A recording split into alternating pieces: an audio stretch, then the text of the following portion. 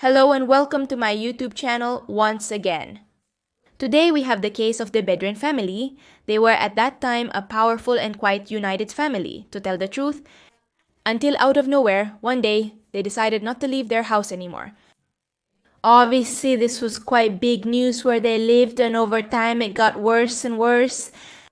Today, I'll tell you the amazing story of what this family did and what they went through to reach that point. They didn't let absolutely anyone in. Obviously, they didn't let journalists pass, and not even the mailman could approach. If you're interested in this case, get comfortable and bring a snack, as this will be a lengthy discussion. There on the screen, you can see the rest of my cases, and down here are my social networks, in case you want to follow me on any of them. Without further ado, let's get started.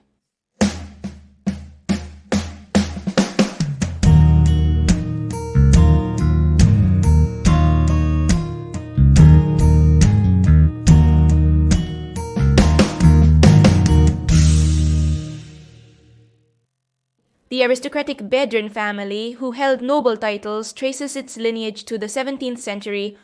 Despite being part of it and enjoying social and economic privileges typical of a high class, all family members worked, and they did so hard to maintain the family economy.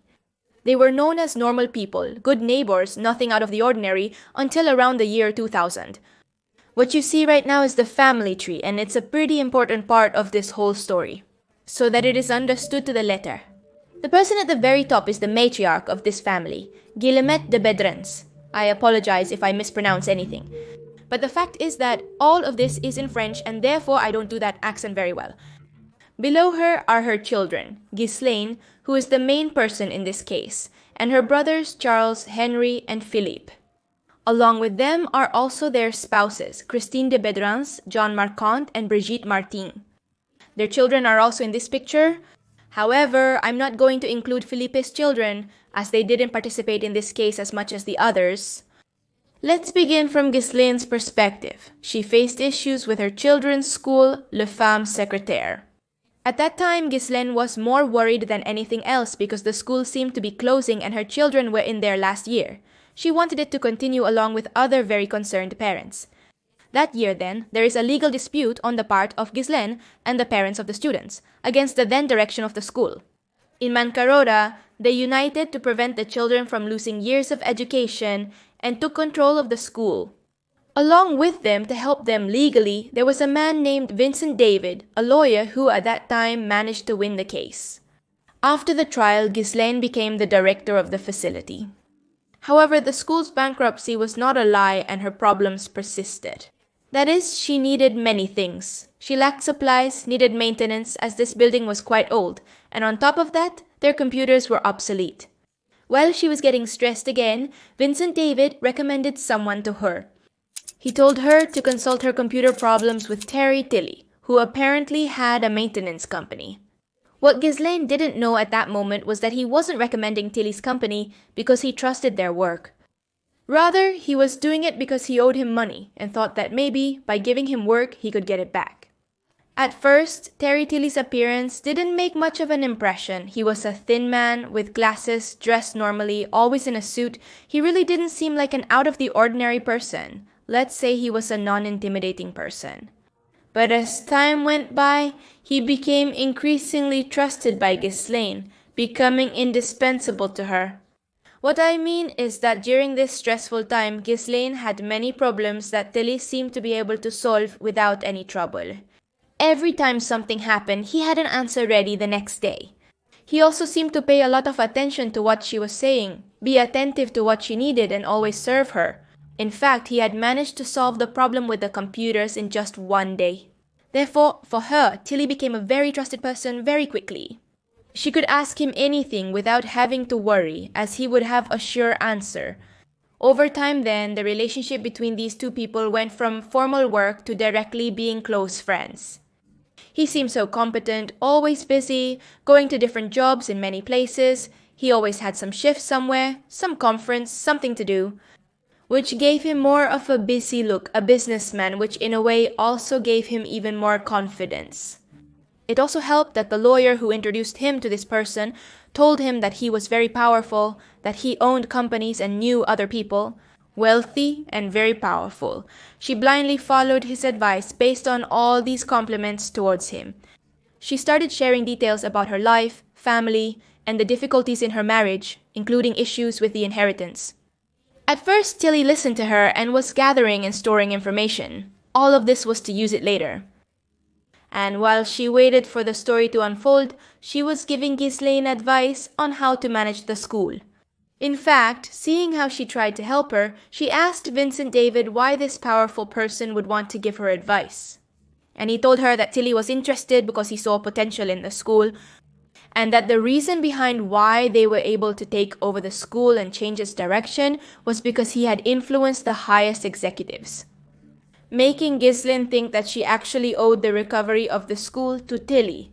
And that's how he begins to get more and more involved with this family. First, he does it through Ghislaine. She introduces him to her son and husband. Her son begins to trust him. But the only person who was always alert was Ghislaine's husband, Jan. This man you see right now, he suffered the consequences, in fact, for many years of being against this person. One of the first times he heard him speak, he knew from that instant, at that very moment, that this person was lying or directly exaggerating his life. However, Tilly didn't care about this and kept trying to get a little more involved in the family. Celine trusted Tilly so deeply that she sought his advice for every decision she made regarding school, always consulting him first. In addition, she ended up being so important to her life and to this place that he charged twice as much as she did. Gradually, he dominated her whole life. Over the years and with the information she gave him, he began to establish the connections this family had, the properties they owned, the type of real estate, how they managed it, and their occupations. All of this served to form a greater strategy, something that would give him more power than he already had at school. It is then, in the year 2003, years after meeting Ghislaine, that Tilly is finally introduced to her family. The family held their annual festival at their castle in Montflancan, as they do each year. This was the moment Tilly would start playing hard. She had already spent all that time listening to Ghislaine talk about her family. She knew all the details about each of the members. She knew what they liked, what they worked on, what they were interested in for the future. She knew what to talk to them about to get their attention. In addition, she only described it with praise for her family. So they were prepared to meet a great person, a company owner, an expert in many different topics. And he played an almost perfect role. That day when he had dinner, he spoke to each person about something that personally interested them. He brought topics to the table that were amazing for them, and he had studied each subject he spoke about so well that he ended up surprising them all. Although on the other hand, Ghislaine's husband John really didn't believe anything he said and disliked him from the start. So it can be said that he was the only person who was isolated from what he would soon do, Tilly. And it was then that throughout the month of August, Tilly went to the castle every day. She spoke with the 11 family members individually, bringing a different and particular topic for each of them. She manipulated them over time just as she did with Ghislaine. And she even went so far as to give the family advice on investments that he clearly controlled. She also began to help a bit more with the family's collective problems. And for example, they had a property that they had sold a while ago and they were being sued because it was in poor condition. He supposedly teamed up with the lawyer Vincent David to help dissolve this, and indeed the case was resolved. However, they attributed all of this to Tilly's help, as if he had been the supreme savior who had resolved the case for them. However, it wasn't like that. I won't go into details about this. What's important is that the family believed his help was indispensable, that he could do unique things. In broad terms, he made all these people believe that he was a very important, wealthy, powerful person, and that he was also extremely trustworthy. So they even let their children get close to him and try to learn from his ways of acting. They wanted to invest in his companies. They wanted him to give them advice on other investments. And they were even very happy that such a capable person was helping them. And that's when the worst begins. If you're listening to this video standing up, please sit down because what's coming next might be too much to process. One day, after the whole family agreed that he was a very important person to them, he decided to tell them that all of this went beyond a simple interest.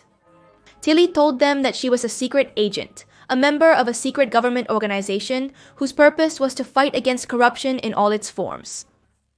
And that this family, like many others, were targets of an evil organization of Masons and she had the duty to protect them. And that they, moreover, were what was left of the noble families, and that's why these evil organizations were after them, particularly crazy, let's say. One would easily think that anyone who says this would simply be sent to a psychiatric hospital or at least would be quickly dismissed. However, this family, for some reason, and it could have been precisely because of the amount of time he had been doing it, they trusted him. They believed him. After 3 years of meticulous planning, he finally accomplished his objective. These people believed him and they believed the basis of his great plan back. Everyone except Jan, Ghislaine's husband, knew from the beginning that everything he said was nonsense. And when he heard this about being a secret agent, he couldn't believe it and thought he was simply crazy. Also, at one point, Tilly also told him that if anyone else touched his bag besides him, it would explode. She told him a lot of things about her secret agent life, which he simply couldn't believe, and he was right. However, he couldn't do anything, as the family had already fallen into this trap and were already willing to believe absolutely everything she said.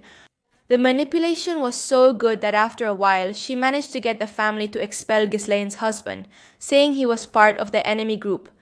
All of this was happening while he was in England. At one point, he had to go to this place because he was being accused of fraud. Facing numerous legal threats, he chose to depart to avoid being impacted. But he told the family that he had gone to this place only to fulfill a mission. Meanwhile, he communicated with them via phone and email, still managing to persuade them. He convinced Ghislaine that her husband was unfaithful by making calls and sending emails, claiming he had proof of the infidelity through photos and videos, that he had another family, that he had another woman, or was he also waiting to leave her to keep the money and run off with another woman? In addition, he even went so far as to imply that he had something to do with the death of her late sister years ago. She informed him about a group of Masons attempting to take over the school, as the territory was apparently very valuable. And she constantly reminded him that he was on a mission and that he had allies everywhere. They were watching the family all the time to make sure no one harmed them. When they went out on the street, he used to look at people and gesture to them, making her believe they were part of his team. These people probably never answered or thought he was someone else. But of course, it's such a hard thing to deny because you're not going to go to every person who walks by to ask them if they know that man. So he could get away with these lies as long as he wanted. That's how he started convincing the family that there were people chasing them, that they were not only trying to take over the school, but they were also personally chasing them to kill them. He gradually convinced them that every person on the street was an enemy, and so he also managed to completely isolate them. He forced Ghislaine, Philip, and Bridget to remain living in the abandoned school. Supposedly, the school was closed because Tilly had a plan to reopen it and make it better. However, the school was under his control and he was not paying the bills. They lacked electricity, water, gas, and everything else needed to reopen. And besides, he had told them that everything that happened regarding this was a plan of the Masons, so they should not worry because he was thinking about the next step. So they also have to understand that he asked these people to stay inside this place, along with other teachers. Also, without resources, they had nothing to do inside that place. Also, under Tilly's orders, the family emptied all their bank accounts, which would be around 5 million euros, and transferred the money to a Blue Light Foundation account. A kind of sect led by Jacques Gonzalez, who would also be Tilly's accomplice and who would later act in front of the family. To continue a bit more with the story, according to what they had been told, Jacques was more like Tilly's boss. So he knew a lot more about these secret organizations and was even more powerful. Tilly told the family that it was necessary to transfer all that money so they could ensure they were protected. This means that little by little, Tilly was convincing him that by giving them money, they could ensure to keep the operation that protected them up and running. This Mr. Jack Gonzalez, by the way, was part of the scam, as I said before. That is, he was not a person who was deceived or anything like that. He really wanted to deceive more people and thus continue making money. When he presented himself to these people, he took on the character of a mysterious man. A person who had to leave the room to be able to communicate, who had to take calls away from everyone else. And he acted in a very firm manner, which made the whole story even a little more believable. And it is in this context that Tilly manages to make the family self-kidnap. Tilly convinced almost all members of this family to self-kidnap by staying in their homes. First, she made them isolate themselves from the world in their mansion. That was the beginning of the rest of the plan. They couldn't answer the phone or contact anyone outside. They couldn't attend to anyone who rang the bell. They couldn't even let the mailman in. They couldn't even answer calls from their friends or other relatives who were far away from them. And therefore, Shin, Ghislaine's husband, gradually distanced himself more and more from the family. Not without first assuring them that this man was completely insane and that he was controlling them. However, what Tilly allowed them to do was to contribute money to the fight against their enemies. He repeatedly asked them for money while refusing to let them leave his house. And he only allowed them to go out to shop or to go to the bank to precisely make the transfers. Later, he made them leave this castle, telling them they were in danger again, and moved them to a house in the town of Telaide, which would be their summer home. However, all of these not only happened because of the trust they had in him, but also due to a series of unfortunate events. For example, we have Charles Henry's office, which mysteriously flooded as they had blocked the gutters that prevented the water from passing. Someone had blocked them with a sweater in what seemed to be on purpose. In a brief period, the family had 4 cars stolen in quick succession. In addition, for no apparent reason, a group of people beat up Ghislaine's son, which made her increasingly paranoid. So all of this together made them believe this person without a doubt because it seemed like someone was really after them. And these are just 3 things that happened to them. Many other things happened that ultimately made them feel persecuted. We cannot confirm that all these things were because of him or that he ordered them to be done or that he did them personally. But most who examine this case agree with me. In other words, he likely commanded many of these actions to lure them further into the snare. In this summer house, they lived alone and isolated for 5 years from the rest of the world. Tilly told them not to use calendars or clocks, so there was no way they could even keep track of how much time had passed. While the family was locked away, Tilly continued using their money, selling properties, and transferring funds between accounts. Because, by the way, she had all the passwords, all the data from every bank account of every family member. And she was living in the best possible way, while these people were with the bare minimum. By the year 2008 then, the Bedrin's family case began to gain relevance in the local media. All of this driven by Jin's complaints, who by 2008 was already living somewhere else. He had already been expelled from the family and therefore had begun to reveal this story in the media. It was gaining more and more momentum. He kept going to newspaper interviews, kept giving his opinion on what was happening, to make the situation known and to be able to save them once and for all. And it began to be known as the Prisoners of Montfontaine. It was full of rumors and mysteries from the beginning. People didn't know what to think because it's very rare to see an entire family, 11 members isolated from the rest of the world. No matter how many times they tried to tell the family what was going on, they believed nothing more than what Thierry told them. They even brought them newspapers with news and interviews to help them understand their situation. However, they laughed and thought that the journalists were either very stupid or very naive. They thought they had the absolute truth, and that what this man had told them was indisputable.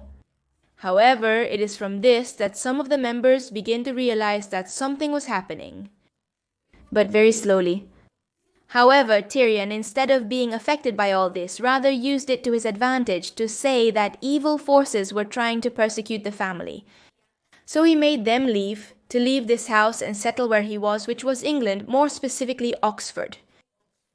However, he did this by dividing them, which is a great tactic within what is manipulation.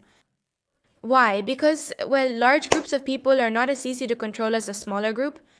He made the different groups live in places too small for them, almost without money, because, according to him, he really couldn't give it to them. I don't know why. He also made them start fighting among themselves. But what I'm going to tell you next is even more incredible than the previous. This is a story like what they tell you in Scientology to trap you. If you're unsure what I'm referring to, watch the video about that specific topic which is displayed on the screen. But I'm going to explain. One of the adults in this family, named Christine, began to have her doubts about what was happening. She moved to England when Tilly told her to, but as she was already suspecting, she was somewhat against what was happening. She supposedly went to solve all this. She went to solve the money problem because she clearly knew she was being robbed. But this man turned the whole situation around. When she decided to confront him about these issues, he explained to her that she and her family had what was called the transmission, that it was a kind of secret implanted in her mind from generations ago that was passed down from generation to generation in aristocratic families. This secret held the hiding place of a great fortune that they needed at that moment, and it was something that would supposedly help end inequality in the world.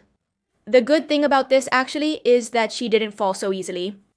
That is, even though she had to go along with the story because her family forced her and because there was a lot of pressure from them, even so in her mind, there was something that had already clicked and she already understood that all of this probably wasn't true.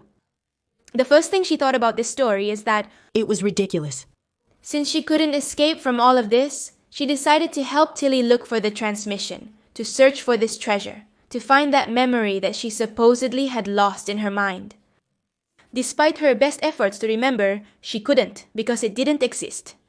It was then that, in an attempt to find the treasure and based on a memory that Christine had, Tilly sent them to Belgium to look for it. Then she sends her and her husband. But they return empty-handed, as no bank in Belgium had any account open in her name anywhere. Finding nothing, Tilly turned the whole family against her, isolating her even more. By this point, not only was she living in Tilly's house in England, but most of the family was also living there, including the children, except for Phillips, who from the beginning did not agree with everything that was happening. So, from this, the whole family thought that she was purposely hiding this memory, the transmission, to keep all the fortune for herself. Because of all this then, Tilly decided that the best thing she could do was to make everyone enemies. Making the four main adults in the family who were in the house turn against each other, telling them that one of them had the transmission, and they wouldn't eat, sleep, or go to the bathroom until one of them revealed the secret. Thanks to this new method of torture, she managed to get the family to agree to sell the mansion they had in France, this mansion that had been passed down through generations, just to keep all the money for himself. In fact, this was one of the key points to disassociate them from this man. It was one of the only times in which the family firmly stood against a decision that Tilly made. She achieved her goal by manipulating others. But some of them were already 1 foot out of all this. It was then that at the beginning of 2018, the first to officially escape is Philippe. She was getting tired. He had a fight with the family, and I mean a physical fight, not just verbal. He ended up injured, hurt members of his family, and ended up escaping. After escaping, he returned to France and was detained in a psychiatric hospital, because by that time he was having a fit of rage. And also a lot of confusion due to the years of imposed psychological damage by Tilly. However, thanks to her children staying away from all of this, her recovery was quicker than for other family members. For example, her daughter Lawrence Parker got in touch with Ghislaine's ex-husband to try and mend the situation. Later, in 2009, at the beginning of that year, Christine also manages to escape. It is then, thanks to all this and thanks to the people who were already outside telling the story, that the police forces were finally able to do something. They finally had complete testimonies of the atrocities this person did to the family, and they could finally start an international operation to capture him. The British police managed to intercept Tilly's phone, even hearing how he planned a trip to Switzerland. With this information, after an operation on October 21st, 2009, Thierry Tilly is captured in Zurich. Finally. But then, knowing all this, who was Thierry Tilly really? Thierry Tilly was born in 1964 in Boise, Colombia, northwest of Paris. He studied law but did not complete his degree. Also, as far as I know, he is currently married to a woman named Jessica Diner. And over the years, he got involved with several dubious companies. At least 2 people with whom he previously associated said that he abandoned them, that is, leaving them for the money, basically. The first of these men was Hugh Gosset. He introduced Thierry to a lawyer named Vincent David, who would later join the Ghislaine family, and who would also introduce, as I said at the beginning, to Thierry later.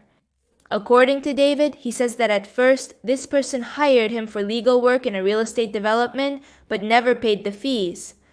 As compensation, he said that Tilly promised him ownership of this project to pay him later. However, he never kept the promise. Through these means, he arrives at the third major scam, which involved Ghislaine and her school, becoming not only the highest paid employee of the institution, but also Ghislaine's most trusted advisor. Therefore, he had access to the rest of the scam involving her family. In addition, there were several testimonies regarding what he did inside this place from people like Martine Gourdin, who was a principal teacher within the institute. She said that large amounts of money within the school's bank account were diverted to other accounts that did not belong to them. And also, she specifically mentioned that the school stopped paying the bills, thus cutting off all services. She also managed to stay at the school, having a room on the ground floor, and also put a guard on 24 hours to protect herself. One of the most intriguing details she shares about her experience at the institute is that Tilly once shut down the entire school, and she made Jacques Gonzalez, her boss, supposedly come in to visit him and Ghislaine and give them new instructions.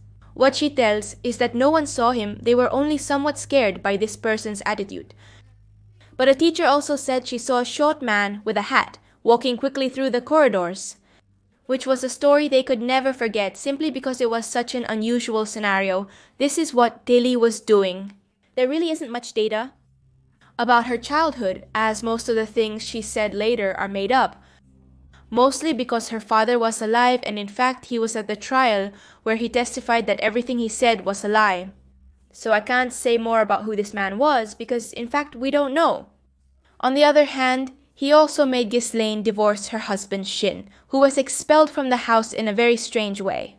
She had found a glove and a flower vessel in her house with no explanation, and what did she do? Or instead of thinking like any normal person that maybe someone left them there just because it worried the rest of the family. And everyone went to tell this to Tilly so she could give them an answer. They were in such a paranoid state that they thought anything was a sign of death. And Tilly, who really didn't know where these things had come from, she responded that it was a sign from an evil secret organization, telling them they were in danger, basically that they were being threatened.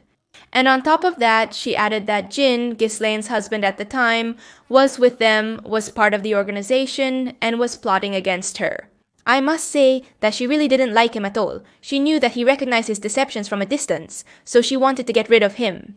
So she told Ghislaine that she had to divorce him, leave him with exact words at an exact time. She told her that at 3:30 p.m. that day. She had to go to where he was and tell him exactly that she wanted to leave him and that she no longer wanted to be at the mercy of his organization. She threw the glove from Rose's ship at his feet and divorced him. Jin didn't understand what was happening, as she had no idea where those things had come from. According to him, he says he didn't want to separate. On top of everything, once he was isolated from the family, they didn't even let him see his son. Every time he called, they wouldn't answer, and the last time he called, and Ghislaine answered. She told him they couldn't go anywhere, not even to the mother's funeral, because there were explosives in the cars. She hung up. It's crazy. And behind all of this, evidently there is a psychological explanation of how this whole story happened. According to a very important psychiatrist from France, Daniel Zagori, Terry Tilly followed to the letter everything that the great manipulators carry out, which of course can also be found in very famous places, such as sects that we have seen on this channel and groups of this style. Like for example Scientology, which again have the case there, in the eye that is on screen. According to him, Tilly fulfilled each of the phases to lead the family to this eccentric madness they had.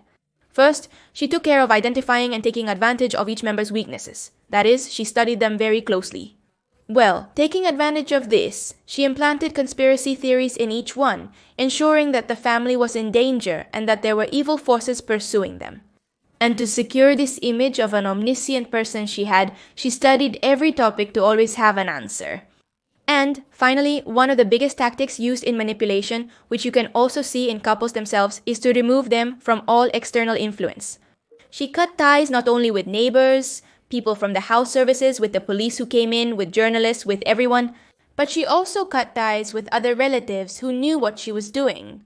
In addition, when she asked them to remove the calendars and clocks, it disoriented them, which made it much easier to control them.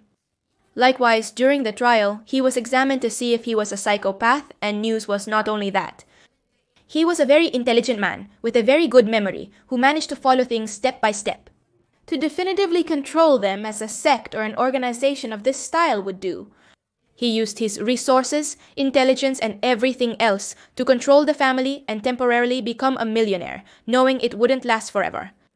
However, what he did do was transfer some of the funds to private accounts, to accounts in tax havens, so that no one could take those earnings. However, he couldn't take advantage of them and probably never will, and that's when we come to the trial and the sentence. Ultimately, the family's psychological recovery took the most time. They had to undergo treatment for a very long time. Were there moments when these people couldn't distinguish reality or couldn't distinguish who were normal people and who were their enemies? They held this story in their minds for a long time and furthermore had to undergo an investigation. Because Tilly, to get away, even if just for a while from all the investigation, she tried to implicate one of the family's sons who was acting as their lawyer in the theft of the capital they had suffered. Basically, instead of only dealing with the cases the family was facing, Tilly had also managed to get him involved every time she fled to the capital. Therefore, he also had to defend himself, and it was in part a big problem. However, he obviously came out clean because he was under the influence of this man. It wasn't very hard to catch him. It was difficult rather to convince the family that it wasn't a cover-up or an enemy attack. They still had faith in his words, which I find inexplicable. Even those who had left the cult continued to ponder his teachings to some degree. On top of the difficulties, it also involved getting them out of the house and making them trust the outside world. Several operations were conducted, but the family remained skeptical about what they were told. Fortunately, as by this time they had already captured Tilly, they began to detach a little from her stories, but very slowly. The trial against Tilly and his accomplice, Jacques Gonzalez, was held on October 4, 2012, with a sentence given on November 13th, finding Thierry Tilly and Jacques Gonzalez guilty of charges of brainwashing, torture, and kidnapping. By then, the international French press had already dubbed him the Guru of Montflanquin, and the fact that he had scammed 3 generations of this family was widely known. The amount of euros he scammed from them was also well known. He took 5 million euros from this family. During the trial, 10 of the 11 members influenced by this individual attended. Guillemette, the matriarch, sadly passed away in 2010. As for Tilly, he tried to defend himself by saying that he had lost a lot of money helping this family, who had acted on their own. And also, during his statement, he began to tell a bunch of lies that honestly were laughable. He said he was the richest person in France and a member of this family. In addition, he began to imply that he was connected to various royal families around the world. But obviously, all of this was a lie. He had a mystical delusion, I'm saying. Tilly was finally sentenced to 10 years in prison and Gonzalez to 5. Minus the time they had already spent behind bars waiting for the trial to begin. In addition, they had to return all the money they had scammed from this family, but only about 200,000 euros were recovered. The rest is likely, as I said before, in accounts in a tax haven. He spent 10 years in prison, still trying to manipulate other people, and he even succeeded. He was moved from place to place, and after 10 years, was finally transferred to this psychiatric hospital, where he may spend the rest of his life. And that's how we come to the end of this story. I hope you liked it because it just drained all the energy from my body. I mean, I can't anymore. I can't physically speak. My mouth is very bad. I mean, my jaw is like, please, enough. So well, here we end the video. I hope you liked it. Here are my Patreons and the members of the channel. I'm exhausted from serious discussions and can't continue. Check out this new video and a recommended one. Subscribe by clicking on my face. See you in another video. Goodbye.